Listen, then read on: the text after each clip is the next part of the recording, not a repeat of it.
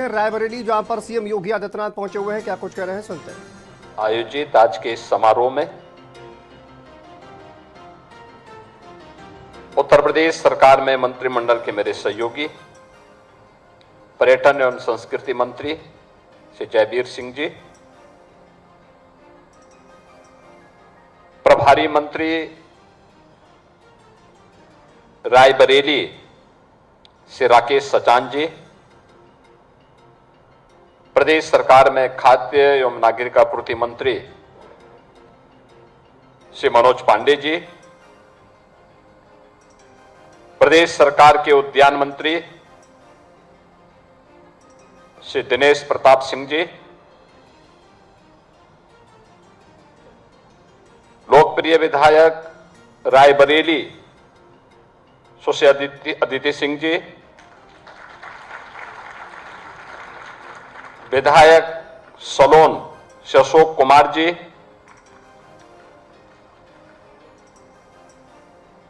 जिला पंचायत की प्रशासक श्रीमती रंजना चौधरी जी,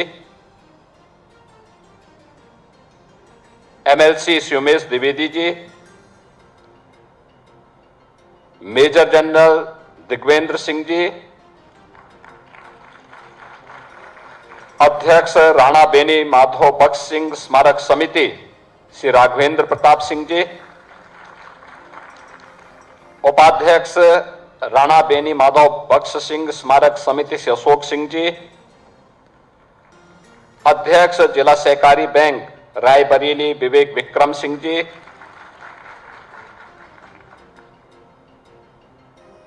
पूर्व विधायक श्री इंद्रेश विक्रम सिंह जी और जिलाध्यक्ष भारतीय जनता पार्टी श्री बुद्धिलाल पासी जी,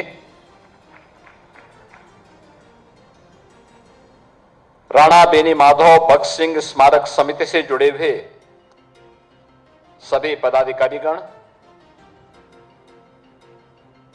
भारतीय जनता पार्टी और विभिन्न व्यापारिक सामाजिक संगठनों के हमारे पदाधिकारीगण और उपस्थित बहनों और भाइयों, भारत माता के एक महान सपूत, भारत की स्वाधीनता के एक प्रखर हस्ताक्षर के रूप में जिन्हें हम सब स्मरण करते हैं, अवध केसरी के रूप में विख्यात राणा बेनी माधव बख्श सिंह जी की आज पावन जयंती है। मैं आज के इस पावन अवसर पर उनकी स्मृतियों को नमन करते हुए प्रदेश सरकार की ओर से और उत्तर प्रदेश की जनता जनार्दन की ओर से उन्हें विनम्र श्रद्धांजलि अर्पित करता हूं। मैं इस अवसर पर उनके उन सभी सहयोगियों और सेनापतियों को जिन्होंने राणा बेनी माधव बख्श सिंह जी के साथ 1857 के प्रथम स्वातंत्र समर के उस अभियान में अपना योगदान दिया था, उन सभी भारत माता के महान सपूतों को जिनके अदम्य साहस, शौर्य और बलिदान के सामने ब्रिटिश हुकूमत की चूलें हिल गई थी, ऐसे अत्यंत पराक्रमी बीरा पासी की स्मृतियों को नमन करता हूं, उन्हें विनम्र श्रद्धांजलि अर्पित करता हूं।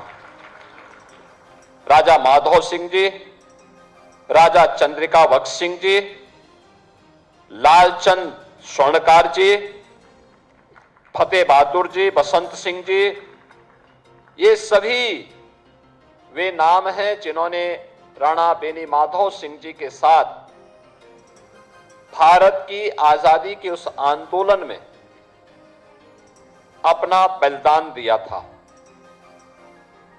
आज हम सब आजादी का एहसास कर रहे हैं और उस आजादी के एहसास में हम सब अपने अनुसार अपनी योजनाएं बनाते हैं, अपनी सरकारों का चयन करते हैं। हमें पूरी स्वाधीनता होती है सरकार भी जनभावनाओं को अनादर नहीं कर सकती। भारत के लोकतंत्र ने इतनी ताकत भारत की जनता जनार्दन को दे रखी है कि वह किसी भी ऐसी सरकार को जो जनभावनाओं का अनादर करे उसे अपदस्थ करने या दोबारा चुनने का अवसर न दे, इस प्रकार की ताकत भारत का लोकतंत्र भारत की जनता को उपलब्ध कराई है। लेकिन ये भारत आज जिस स्वाधीनता का अनुभव भारत के 140 करोड़ की जनता जनार्दन कर रही है, इस आजादी के लिए हमें क्या कीमत चुकानी पड़ी थी। अनगिनत लोगों को अपना बलिदान देना पड़ा था। अनगिनत लोगों ने इसके लिए अपना सर्वस्व न्यौछावर किया था और उन्हीं नामों में एक महत्वपूर्ण नाम आता है अवध क्षेत्र में राणा बेनी माधव बख्श सिंह जी का।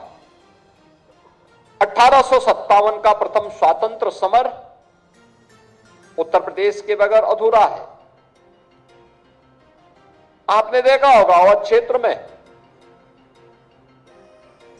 इस पूरे आंदोलन को उन्होंने एक नेतृत्व प्रदान किया।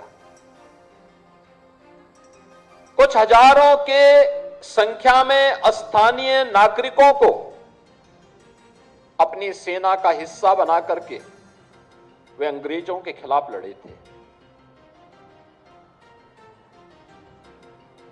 जो चिनगारी बैरकपुर में मंगल पांडे ने चलाई थी, उस चिनगारी को जिसे मेरठ में धन सिंह गुर्जर ने आगे बढ़ाने का काम किया था, जिसे नाना साहेब और त्याता टोपे ने कानपुर के बिठूर से एक नई ज्वाला के रूप में आगे बढ़ाया था, और जिस लड़ाई को खूब लड़ी मर्दानी वो तो झांसी वाली रानी थी। झांसी की रानी लक्ष्मीबाई ने झांसी में जिस लड़ाई को आगे बढ़ाया था, उस लड़ाई का नेतृत्व इस क्षेत्र में कोई कर रहा था तो वह नाम था राणा बेनी माधव बख्श सिंह जी का। और आज यही कारण है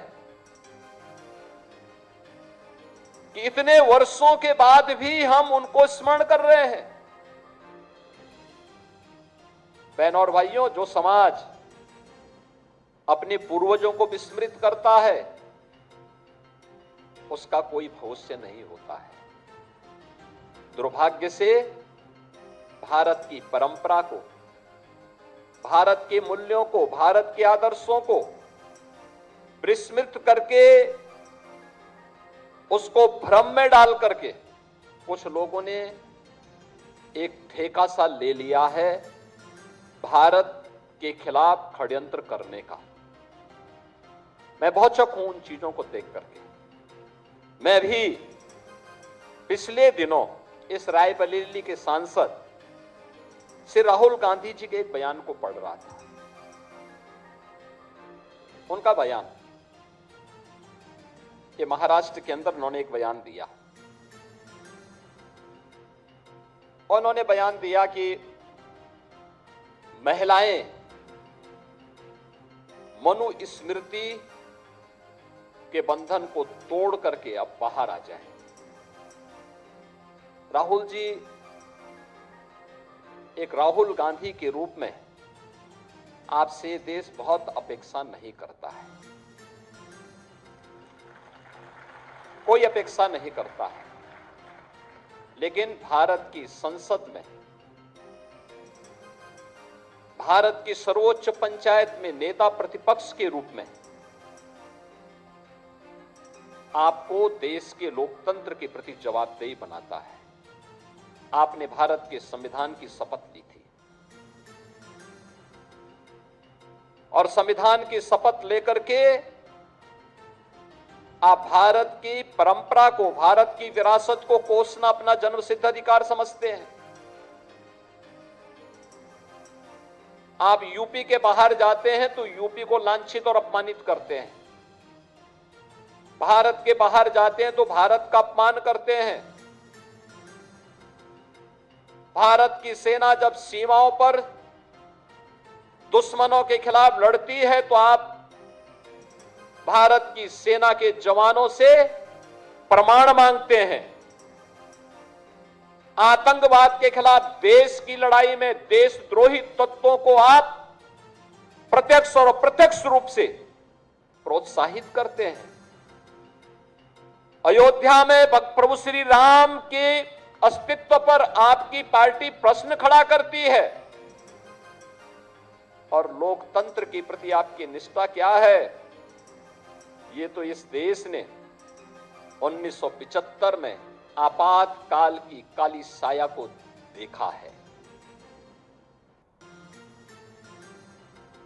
आप मनु पर या राम पर या भारत की विरासत पर टिप्पणी करते हैं। मनु को जानना है तो आप अथर्ववेद पढ़िए, शतपथ ब्राह्मण पढ़िए, मत्स्य पुराण पढ़िए,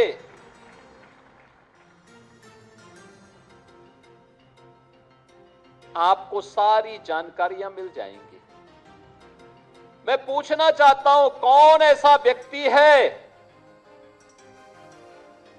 जिसके जीवन में किसी न किसी रूप में, मां के रूप में या बहन के रूप में या पत्नी के रूप में या फिर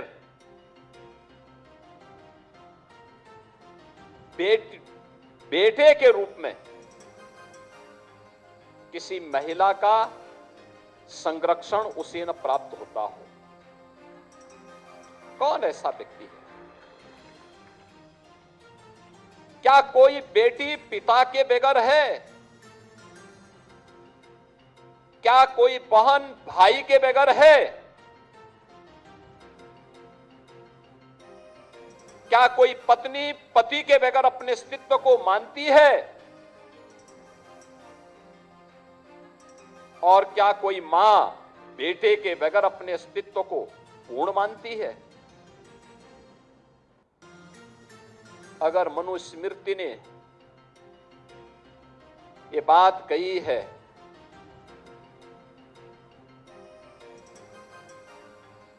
आप बताइए सही बात क्या है?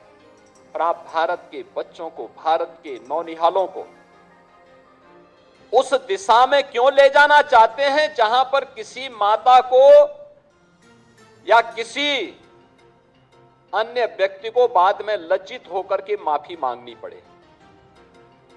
आपने देखा होगा जंतर मंतर में अभी एक बेटी ने प्रधानमंत्री जी मोदी जी के प्रति किस प्रकार की अभद्र भाषा का प्रयोग किया था, और बाद में उस बेटी की मां, वो बेटी भी अपने शब्दों को वापस लेती है, माफी मांगती है। उसकी माता पिता ने भी इस बात को स्वीकार किया कि उनकी बेटी ने गलत बोला है।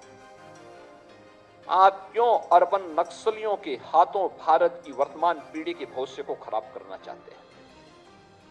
क्यों भारत की विरासत को बर्बाद करना चाहते हैं? क्यों भारत के भविष्य के साथ खिलवाड़ करना चाहते हैं?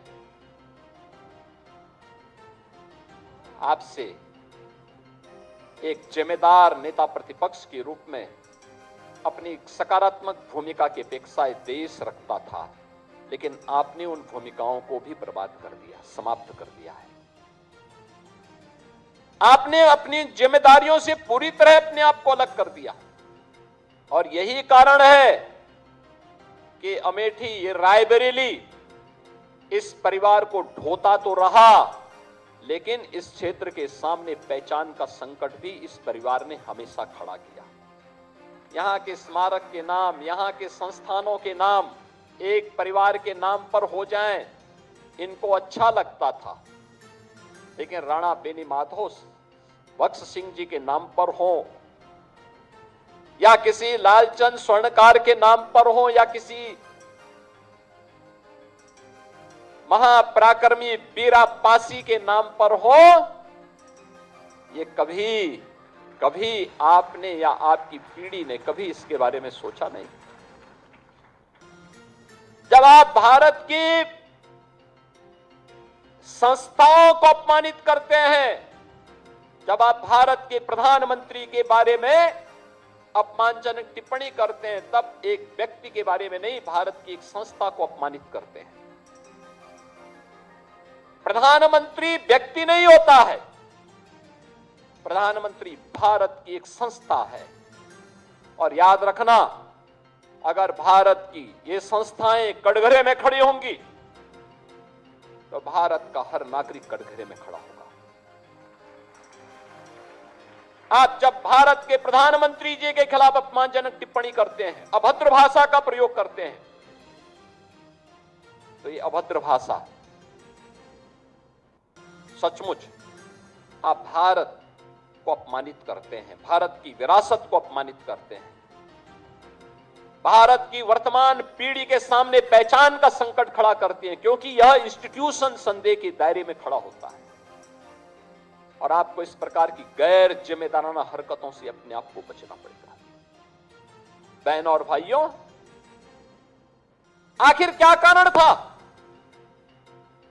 यह देश 1947 में आजाद हुआ। मैं पिछले दिनों काकोरी, लखनऊ में 1925 में देश की आजादी के लिए ब्रिटिशर के द्वारा जो खजाना यहां से ले जाया जा रहा था, उस समय के क्रांतिकारियों ने उस पैसे को रोक करके भारत की स्वाधीनता के कार्य के लिए वहां उसको अपने कब्जे में लिया था, काकोरी ट्रेन एक्शन के रूप में। कांग्रेस ने क्या नाम दिया था उसका? काकोरी ट्रेन लूट घटना। अरे लूटा तो तुमने है पूरे देश को, बर्बाद किया है इस देश को। सबसे अधिक दिनों तक देश को लूट करके देश की संपत्ति को दुनिया के अंदर ठिकाने लगाने का काम किया है। काकोरी में ट्रेन लूट नहीं थी, अपना भारत का खजाना भारत के क्रांतिकारियों ने अपने कब्जे में लेकर के भारत की स्वाधीनता में उस पैसे को लगाया था। पंडित राम प्रसाद बिस्मिल हो, ठाकुर रोशन सिंह हो, चंद्रशेखर आजाद हो, या फिर उस अभियान राजेंद्र नाथ लाहिड़ी हो, ये जितने भी क्रांतिकारी थे, इन लोगों ने अपने कब्जे में लिया था उसको, देश की स्वाधीनता में उस पैसे का उपयोग किया था। लेकिन कांग्रेस है स्वीकार करने को तैयार नहीं। उनका तो ये मानना है कि डिस्कवरी ऑफ भारत, यानी जैसे कि कांग्रेस का ये एक परिवार के उदय होने के साथ ही भारत बना है। भारत आपने नहीं बनाया है, आपके परिवार ने भारत का विभाजन जरूर करवाया है, जरूर भारत का विभाजन करवाया है। भारत के विभाजन के आप दोषी हैं। भारत के नागरिकों के कत्लेआम का आपका परिवार दोषी है। भारत के लोकतंत्र को तोड़ने का और उसका गला घोंटने का दोषी आपका परिवार है। आपको देशवासियों से इसके लिए माफी मांगनी चाहिए। आपने हमेशा, आपके परिवार ने भारत के स्वाधीनता संग्राम सेनानियों का अपमान किया है, उन्हें उचित सम्मान नहीं दिया है। याद करिए, भारत के एक महान स्वाधीनता संग्राम सेनानी हुए वीर सावरकर, एक ही जन्म में दो आजन्म कारावास की सजा हुई थी वीर सावरकर को। 28 वर्ष उम्र थी उनकी, वीर सावरकर की, जब उन्हें 2 आजन्म कारावास की सजा हुई। सेलुलर जेल अंडमान में, एक ही जेल में दोनों भाई बंद हैं और 10 वर्ष तक वीर सावरकर अपने भाई को नहीं देख पाए। तो अचानक एक दिन जब कोलू में तेल पीरने के लिए उनको ले जाया जा रहा था, तब उनकी नजर अपने भाई पे पड़ी। अपने भाई के सामने जाते हैं, कहते तुम यहां कैसे आए? उसने कहा मैं भी इस जेल में बंद हूं, एक ही परिवार। और जब वीर सावरकर के नाम पर सरदेय अटल बिहारी वाजपेयी जी की सरकार ने पोर्ट विलियर के एयरपोर्ट का नामकरण किया था, तो कांग्रेस ने वीर सावरकर का नाम हटा दिया था, उनका नाम हटा दिया था। इन्हें नेताजी सुभाष चंद्र बोस स्वीकार्य नहीं, इन्हें लौह पुरुष सरदार वल्लभ भाई पटेल स्वीकार्य नहीं।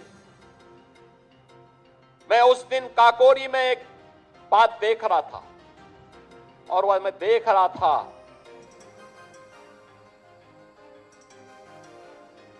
एक सचिंद्र नाथ बख्शी काकोरी ट्रेन एक्शन की घटना में, ट्रेन एक्शन, मेरी बात सुनना, ट्रेन एक्शन की घटना में वह भी दोषी ठहराए गए थे, उनको आजीवन कारावास की सजा हुई। यह देश जब आजाद हुआ उन्हें मुक्त किया गया। भारतीय जनसंघ की स्थापना होती है, वे भारतीय जनसंघ में शामिल होते हैं, और फिर वाराणसी साउथ से वे विधायक बनते हैं। उन्होंने उत्तर प्रदेश विधानसभा में इस बात को कहा कि उनके खिलाफ पैरवी करने वाला कोई दूसरा नहीं था, कांग्रेस का एक नेता था जिसने उसे जेल में बंद करवाया, उनकी मुखबिरी करके, अंग्रेजों की मुखबिरी करके उन्हें बंद करवाया था। और शर्मना कितना कि कांग्रेस की सरकार ने उस देश के गद्दार के नाम पर लखनऊ में एक सड़क का नामकरण कर रखा है। यानी भारत के क्रांतिकारियों की, भारत के स्वाधीनता संग्राम सेनानियों की जो मुखबिरी करता था, उनके खिलाफ साजिश रचता था, उनको इन्होंने महिमामंडित किया। सचिंद्र नाथ बख्शी के नाम पर कोई नामकरण नहीं, और ये इनका इतिहास है, ये आज की पीढ़ी को बता रहे हैं। और इसी के लिए दिनकर जी ने कहा था कि अंधा चकाचौंध का मारा, क्या जाने इतिहास बेचारा, सूर्य चंद्र खगोल भूगोल, कलम आज उनकी जय बोल, जला अस्थियां बारी बारी, छिटकाई जिन्होंने छिनगारी। यानी ये जिन लोगों ने अपना पूरा जीवन समर्पित किया, उनके कारण आज हम सब स्वाधीन हैं। आज विकास की इस एहसास में, अगर ये देश आजाद नहीं होता तो क्या राणा बेनी माधव बख्श सिंह जी के नाम पर हम लोग इस प्रकार का भव्य स्मारक बना पाते? नाम राणा बेनी माधव बख्श सिंह जी का, लेकिन काम तो इसका रायबरेली को लोगों को लेना है। रायबरेली का हर व्यक्ति से लाभान्वित होगा, रायबरेली के कार्यक्रम होंगे, सर्दी गर्मी बरसात कोई भी सीजन होगा, इस सभागार में हम लोग कार्यक्रम कर पाएंगे। और मैं स्मारक समिति से कहूंगा, स्मारक समिति ने शुरू से प्रयास किया, यहां के स्थानीय विधायक और स्थानीय जनप्रतिनिधियों ने इसमें सहयोग किया। मुझे उस समय यहां आने का अवसर प्राप्त हुआ, और मुझे अच्छा लगता है जब किसी स्वाधीनता संग्राम सेनानी का सम्मान होता है, जब भारत की किसी वीर सैनिक का सम्मान होता है, मुझे बहुत अच्छा लगता है, क्योंकि इन सैनिकों का सम्मान, उन क्रांतिकारियों का सम्मान, स्वाधीनता संग्राम के लिए अपना सर्वस्व न्यौछावर करने वाले उन महापुरुषों के प्रति किया जाने वाला योगदान हमें हमेशा आगे बढ़ने के लिए एक नई प्रेरणा देगा। और वही प्रेरणा प्राप्त करने के लिए हम सब इस कार्यक्रम में बढ़ चढ़ करके भाग लेते हैं, लगातार उस कार्यक्रम को आगे बढ़ाते हैं। उस कार्यक्रम की श्रृंखला में आज मुझे यहां आने का अवसर प्राप्त हुआ।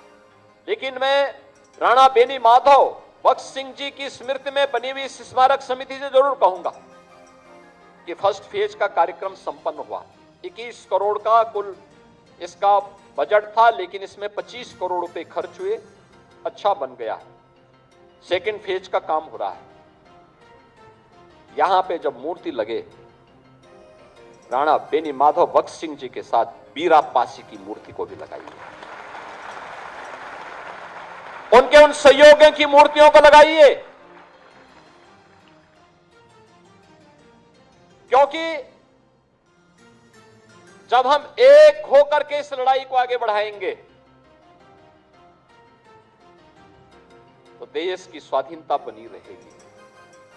अन्यथा आपने कल देखा होगा, कांग्रेस के लोग केवल विरासत का अपमान ही नहीं करते। कल कांग्रेस के प्रदेश अध्यक्ष का आपने आचरण देखा होगा। हनुमानगढ़ी में दर्शन करने जाते हैं और बाहर जाकर के मछली का दावत उड़ाते हैं, ये राम राम चिल्लाते हैं। बेशर्मी की भी एक सीमा होती है। किसने कहा था फिर मंदिर जाने के लिए? अरे जो खाना था बाहर खा लेते, अयोध्या के बाहर खा लेते, लेकिन उनके कार्यालय में ये है इनका दोहरा आचरण। गिरगिट भी शर्मा जाता है इन लोगों के सामने, तो वो भी शर्मा जाता होगा कि मनुष्य के रूप में हमारी कौन सी ऐसी प्रजाति हो गई है कि जो वहां मंदिर में राम राम चिल्ला रहे हैं, बजरंगबली के सामने दंडवत होने का ढोंग कर रहे हैं, लेकिन बाहर जाकर के मछली की दावत उड़ा रहे हैं, मछली की दावत उड़ा रहे हैं। इनकी पुराना इतिहास है इस प्रकार का। प्रदेश अध्यक्ष कांग्रेस का, इनके भाई की हत्या की थी एक माफिया ने, और यह व्यक्ति उस माफिया के खिलाफ बयान देने के लिए नहीं गया, बल्कि उसके सामने उसके घुटने टेक करके नतमस्तक हो गया। अपने भाई के हत्यारे को यह व्यक्ति दुर्दांत माफिया के सामने घुटना टेक चुका था। और तो सरकार आई, सरकार ने फिर रगड़ करके उसकी भूसी निकाल दी।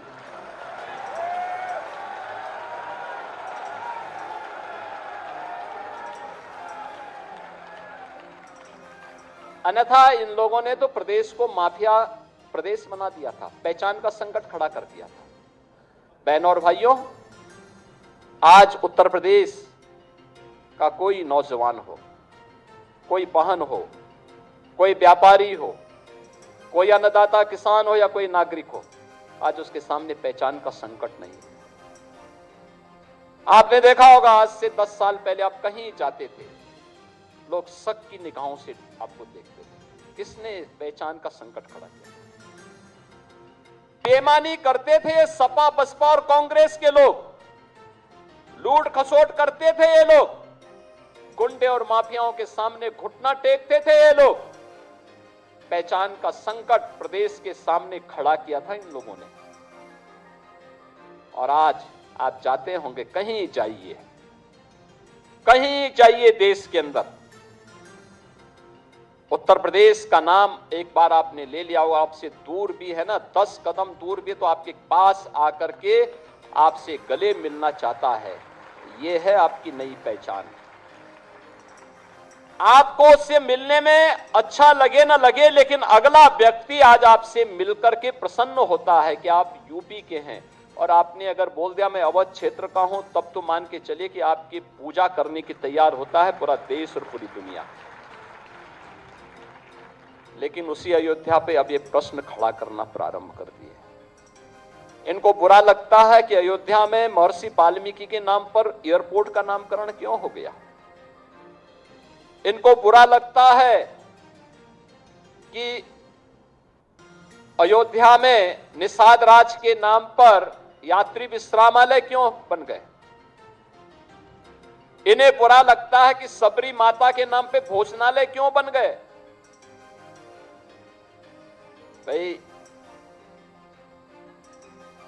तुम में क्षमता नहीं थी, तुम नहीं बना पाए, तुम क्षमता विहीन थे, अकर्मण्य थे, भ्रष्ट थे, नहीं कर पाए, हम में क्षमता थी, हमने अपनी विरासत को सम्मान दिया। हमने अगर प्रभु राम को सम्मान दिया है, उनका भव्य मंदिर बनाने में योगदान दिया है, तो हमने वही सम्मान महर्षि वाल्मीकि को भी दिया है, वही सम्मान गोस्वामी तुलसीदास जी को भी दिया है, वही सम्मान हमने निषाद राज को भी दिया है, और वही सम्मान हमने वहां पे माता सबरी को भी दिया है। आपके लिए वोट बैंक हो सकता है, हमारे लिए वे पूज्य और आराध्य हैं। हमने उनकी आराधना की है। बहनों और भाइयों, उस विरासत को हमें सम्मानित करना पड़ेगा, और जब तक हम अपनी उस विरासत को सम्मान देते रहेंगे, राजनीति से ऊपर उठ करके कार्य करेंगे, तो परिणाम आएंगे। उस परिणाम को आगे ले जाने की तैयारी करने की आवश्यकता है। मैं आज के इस अवसर पर आप सबको, पूरे रायबरेली वासियों को, राणा बेनी माधव भगत सिंह जी की स्मृति में बने हुए इस सभागार के लोकार्पण के अवसर पर बधाई देता हूं। पूरा जनपद इससे लाभान्वित होगा। आपके पास एक अच्छी चीज मिली है, इसका संरक्षण भी होना चाहिए, अच्छे तरीके से संचालित हो, अच्छी व्यवस्था के साथ कार्यक्रम हो, वर्ष में यहां पर आयोजन होते रहने चाहिए। आयोजन के अवसर पर स्वाधीनता संग्राम सेनानियों को, शहीद परिवारों को बुला करके सम्मान करने की आवश्यकता है, क्योंकि जब देश का सैनिक सीमाओं पर 24 घंटे खड़ा होकर के रखवाली करता है, तब हम चैन की नींद सोते हैं। जब हमारा पुलिस का जवान पेट्रोलिंग करता है, दिन रात सर्दी गर्मी बरसात में अपनी ड्यूटी का निर्वहन करता है, तब हम चैन की नींद सोते हैं, सुरक्षित माहौल में सो पाते हैं। अन्यथा क्या स्थिति होती, हम सब इस बारे में जानते हैं। मैं इस अवसर पर आप सबको बधाई देता हूं, रायबरेली वासियों को बधाई देता हूं, स्मारक समिति को धन्यवाद देता हूं, और इस बात की अपेक्षा करता हूं कि संस्कृति विभाग इस बात को सुनिश्चित करें, सेकंड फेज के साथ राणा बेनी माधव भगत सिंह जी की प्रतिमा के साथ ही बीरापासी और उनके उन सभी सहयोगियों की प्रतिमाएं भी वहां लगती हुई दिखाई देनी चाहिए। इस विश्वास के साथ मैं राणा बेनी माधव भगत सिंह जी की इस पावन जयंती के अवसर पर उनकी स्मृति को नमन करता हूं। राणा साहब को, बीरापासी जी को, और उनके साथ उन सभी महापुरुषों को, जिन महापुरुषों ने देश के लिए अपना योगदान दिया, उन सभी स्वाधीनता संग्राम सेनानियों की स्मृति को नमन करते हुए अपनी वाणी को विराम देता हूं। धन्यवाद। जय हिंद।